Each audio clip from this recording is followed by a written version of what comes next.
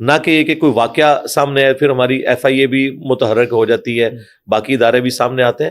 جب یہ ہو رہا ہوتا ہے انہی لوگوں کے ناک کے نیچے اور انہی کے بڑے جو ریاستی اداروں کے لوگ ہیں وہ اس میں انوالو ہوتے ہیں. بھائی یہاں پہ تو اکثر سرکاری اداروں میں جو کام سینئر آفیسرز کر رہے ہیں نا, وہ میرے خیال ہے ان سے بہتر ان پڑھ لوگ کر سکتے ہیں. گواہی چھپایا بھی تو نہیں کرتے تھے. آج اگر رجسٹریشن نہ ہو تو میاں بیوی میں اگر کل کو کوئی جھگڑا ہو تو وہ خاوند انکار کر دے کہ یہ تو میری بیوی نہیں ہے. میں اکثر کہتا ہوں کہ ہالی ووڈ کی فلم کے اینڈ کے اوپر بھی اچھائی کی جیت دکھائی جاتی ہے, ویلن کو ہمیشہ نیگیٹو کردار دکھایا جاتا ہے.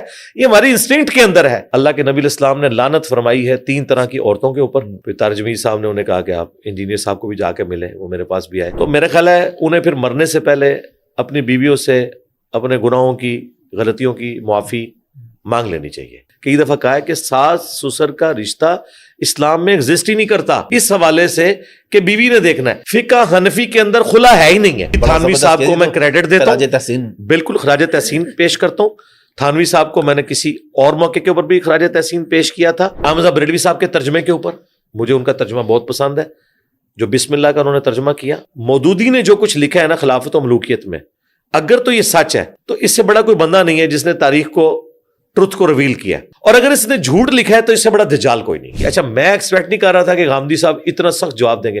انہوں نے کہا جو چیز ہے ہی غلط ہے اس کی کمائی میں آپ کو کیسے حلال کہہ دوں.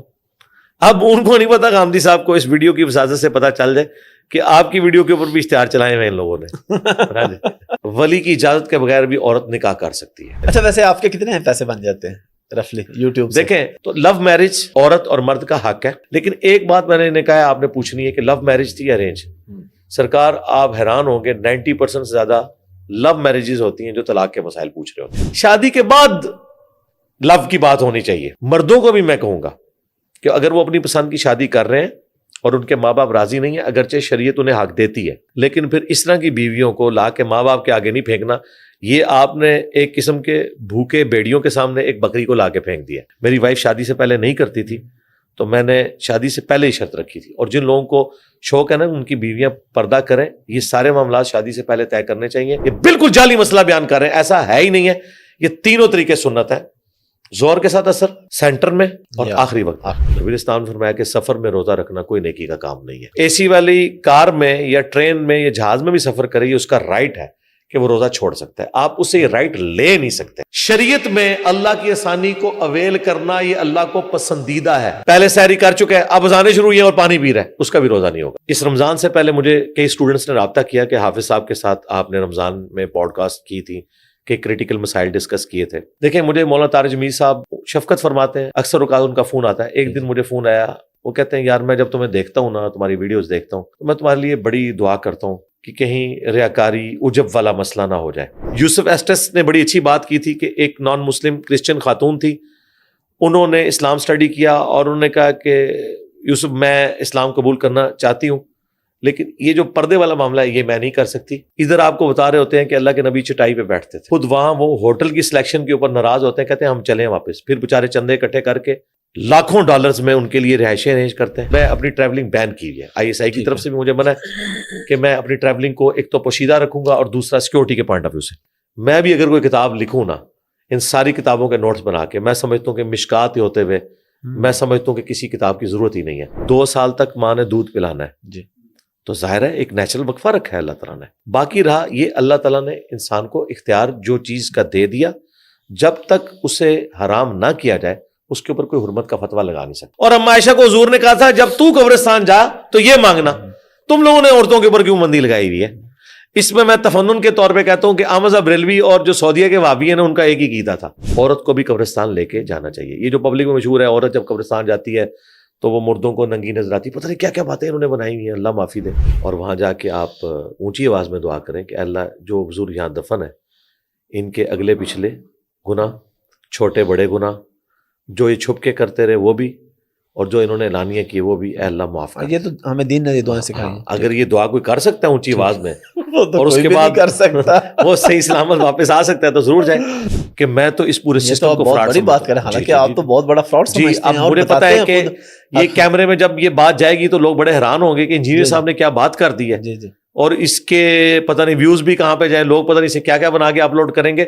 حق خطیب صاحب ایک سافٹ ٹارگٹ بن گئے ہیں کیونکہ انہوں نے اتنا کچھ کر دیا ہے, اتنا کچھ برا کر دیا ہے کہ وہ درباروں والے بھی کہہ رہے ہیں کہ کچھ زیادہ ہو گیا, کچھ زیادہ ہی ہو گیا. ٹھیک ہے. اور ان کے اوپر ڈنڈے برسانا, میں قانون کی حکمرانی کا قائل ہوں.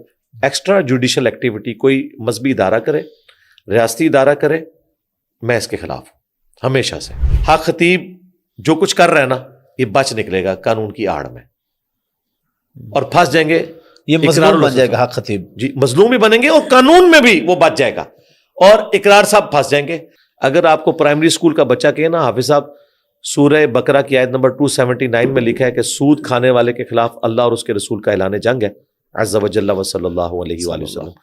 آپ اس سے ڈگری مانگیں گے یا سورہ بقرہ کی آیت نمبر 279 پڑھیں گے, اور آپ پڑھ لیں وہی نکلے, اور آپ کہیں گے لکھا تو ہوا ہے لیکن تیرے پاس سند کیا ہے یہ بیان کرنے کی, لہذا میں آیت ہی نہیں مانتا. اور ٹی وی پروگراموں کے لوگ ہمیں بتاتے ہیں کہ علماء وہاں آنے کا کتنے پیسے چارج کرتے ہیں. تو میں تو آج یہ بلڈنگ خرید چکا ہوتا اگر میں پیسے چارج کرتا. ان کے جو ڈائریکٹر صاحب ہیں انہوں نے کوشش کی تھی کہ مجھے لیا جائے, لیکن علماء نے انکار کر دیا. انہوں نے کہا انجینئر صاحب نہ آئے. جی تو پاکستان کے حوالے سے آپ کی ایک ویڈیو آئی تھی, میں نے دیکھی تھی, آپ نے کہا تھا یہ تو ایک مصیبت ہے. اور سیکس کا بانڈ یہ ہے کہ میاں بیوی ایک دوسرے کے ساتھ مخلص ہوں اور خاندانی نظام کو آگے لے کے چلے.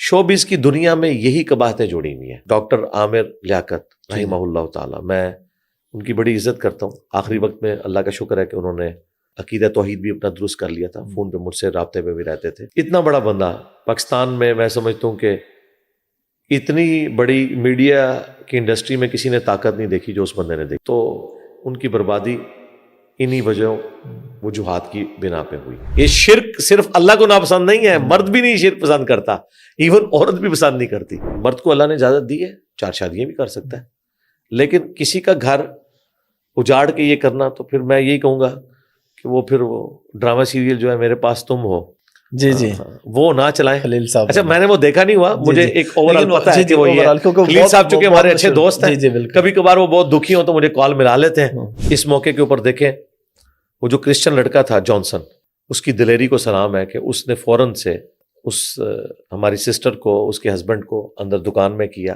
پولیس کو کال کی. یہ حدیث اصل ہے کہ آپ جس معاشرے میں رہ رہے ہیں اس معاشرے میں اگر آپ کو خطرہ ہے کہ لوگ ان ایجوکیٹڈ ہیں تو پھر آپ پبلکلی کوئی ایسی حرکت نہ کریں. لیکن ابھی ہمارے ادارے اتنے مضبوط نہیں کہ ان مولویوں کو قابو کر سکیں, سیدھی سی بات ہے.